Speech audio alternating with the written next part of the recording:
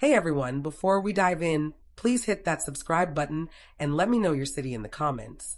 Now, let's get into it. I was sipping my water, glass halfway empty, when Victoria's voice sliced through another table. You're not true family. Laughter rang out, sharp as shattered crystal grazing skin. The waiter nudged a folder my way.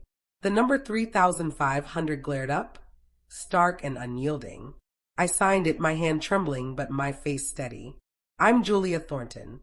I grew up beneath their clouded roof, always outside their inner circle. I mastered swallowing bitterness with a smile that hid the sting. Tonight, though, the sting felt different, sharp, alive, like a current. Across the dining room, they raised glasses to themselves. Harold spun a tale. Margaret tweaked his ending. Charles boasted about profits. Victoria's gaze pinned me, her smile judicial. I rose, heels marking each step's distance. I found a seat alone by the bar's faint glow. Silence finally had someone to see it. Me. This isn't a tale of pity, it's a settling of scores. That night, I stopped being their charity case. I became their reckoning. Part 2, The Unseen Daughter. Hunger didn't come from empty dishes. It came from vacant stares, from being there but never belonging, from standing in pictures later trimmed away. On Charles's 16th birthday, a car sparkled in the driveway. Neighbors clustered, cameras snapped, champagne fizzed. I passed by in shoes that soaked up the rain, squeaking regrets down the pavement. Victoria unwrapped dresses, silk whispering like it was cherished. My clothes came folded, worn, approved by others. The closet smelled of damp memories. When I asked about college, silence spoke first, followed by the familiar refrain. Be thankful for the roof over you.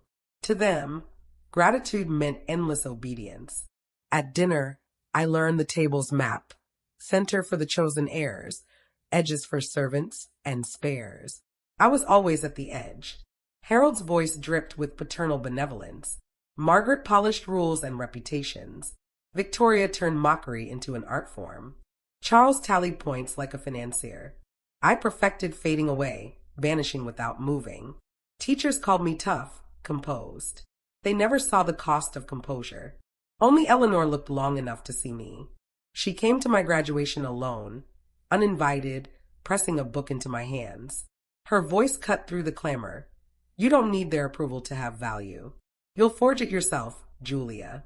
Her words glowed like a beacon, shining when doors slammed, warming me when cold settled inside, staying bright when lies filled the air. Their generosity came with strings, kindness with invoices. They fed me, then listed the cost. They housed me, then charged my every breath. So I learned a secret language, tracking slights, tallying strengths, collecting proof, preserving myself. One woman saw it all, and one signature would shift everything. Part 3, The Storm Behind Locked Doors. The room felt lighter when Eleanor rose, her cane tapping marble like a judge's gavel. I signed a new will yesterday. Everything I have is Julia's. Silence swallowed the chandelier's gleam. Glasses quivered. A laugh choked and fell. Harold blinked, disbelieving. Margaret twisted her napkin into knots. Charles's eyes raced with calculations. Victoria's smile stayed frozen, lips unmoving. I couldn't speak, couldn't breathe. The waiter's steady breaths carried me. He cleared plates like erasing pasts. Eleanor's hand rested on mine. Eat, she whispered. You'll need your strength. The others tasted rust and ashes. By morning, the city buzzed with takes. Headlines spun half-truths. Adopted outsider snatches Hayes' fortune. Caretaker preys on frail matriarch. Comment sections bared their teeth. Strangers pinned labels to my name. Photos of me buying milk spread online. The milk circled like a clue. Charles hired a private investigator overnight. Footsteps trailed me from street to elevator. A car lingered outside my building each night. Blinds became walls. I checked them hourly. My phone learned cruel new ringtones. Unknown voices hissed, "Walk away, Julia, before we expose you." Expose me for living, for breathing, for staying. Victoria chose TV, her outrage glowing under studio lights. She preyed on Eleanor's loneliness, she claimed. She's always wanted what's ours. The audience nodded, certain. The host offered practice pity. I watched from my small couch, then hit mute. Eleanor called at dawn, her voice soft as gravel. Don't let them define your story. Come to the house today. Her study smelled of paper and rain. Folders lay open like fresh scars, bank statements, transfers, authorizations, numbers telling a truer tale. Money set aside after my parents' death, drained for tuitions and remodels.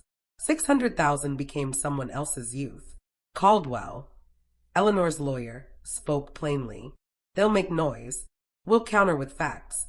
We'll build a timeline, a story. Truth needs a path.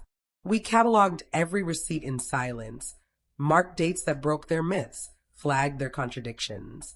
At night, I practiced steady breaths. In the mirror, I trained steady eyes. I wrote my name on sticky notes, placing them where fear lingered: door frame, kettle, remote, pocket. I silenced notifications and turned inward, archiving rumors, keeping records. I learned how silence sharpens resolve.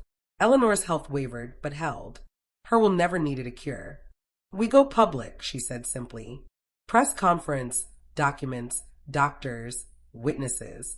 Let the light work. I nodded, fear nodding back. We were done whispering into shadows. We were ready to speak where voices echo. The truth Eleanor gave me would burn their lies to dust. Part 4. The Truth and the Will. Rain pricked the morning like a signal. Caldwell arranged documents like stars in a constellation. Dates, transfers, motives aligned. Eleanor watched, pale but firm. Stage 4, she confided softly. Time's short. Truth isn't.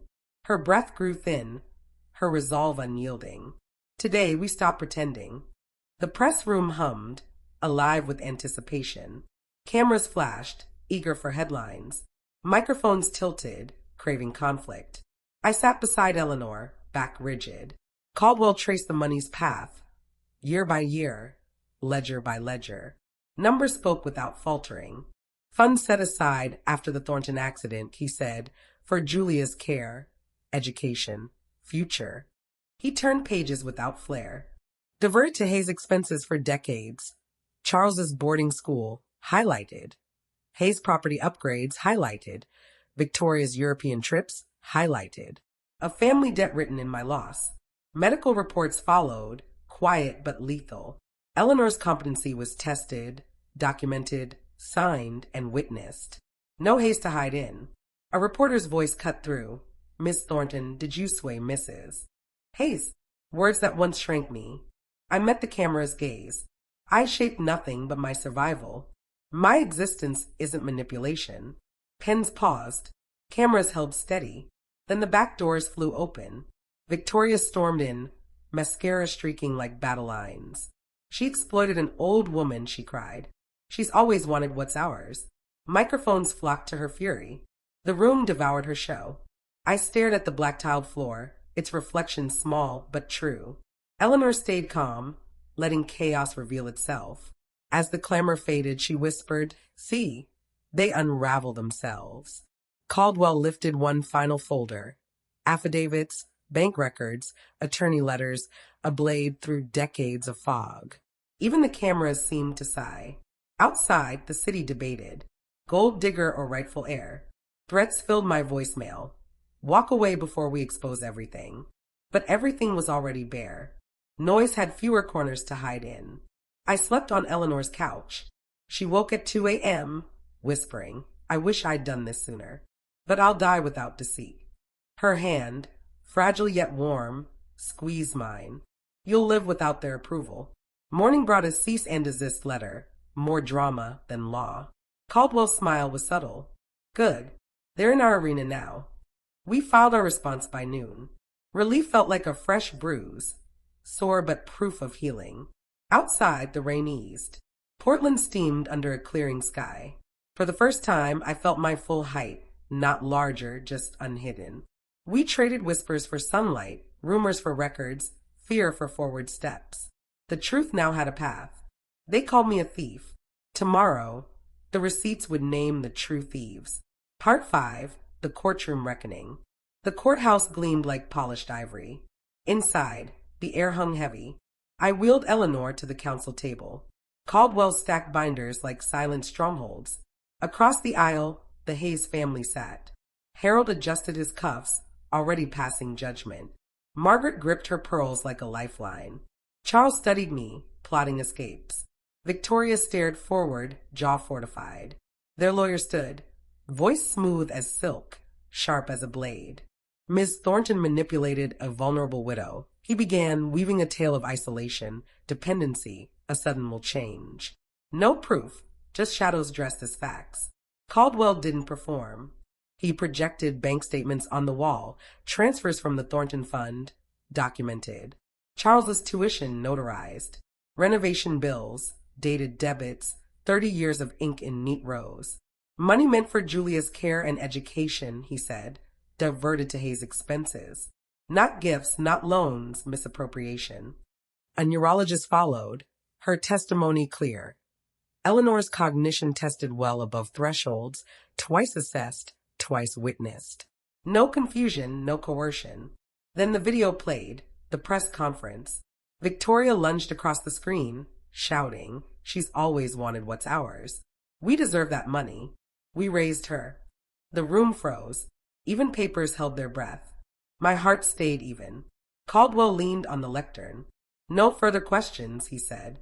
My turn came. I spoke plainly. The car in the driveway. The silk dresses, the musty closets, the rain-soaked shoes, the be grateful that replaced belonging.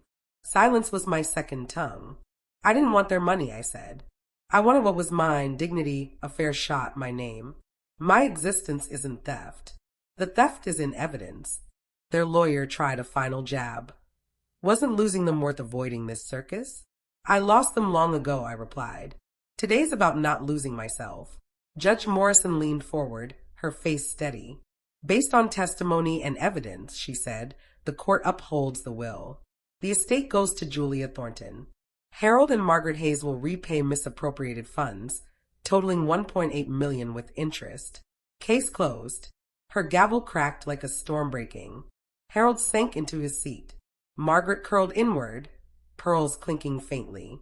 Charles stared at numbers he couldn't bend. Victoria's voice broke into shards, swallowed by the doors. I exhaled years. Eleanor's frail fingers squeezed mine. You stood, she whispered. You kept standing. The corridor smelled of polish and freedom. Outside, light spilled across the steps. I felt taller without moving. Justice didn't whisper that day. It shouted my name.